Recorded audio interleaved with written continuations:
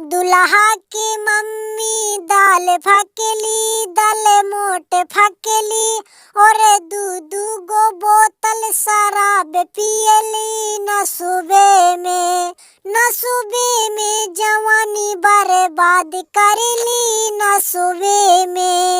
नसुबे में जवानी बर्बाद करली। नसुबे में भसुरा के बहिनी दाल फकेली, दाल मोट फकेली और बोतल की बोतल शराब पियली। नसुबे में जवानी बर्बाद करली।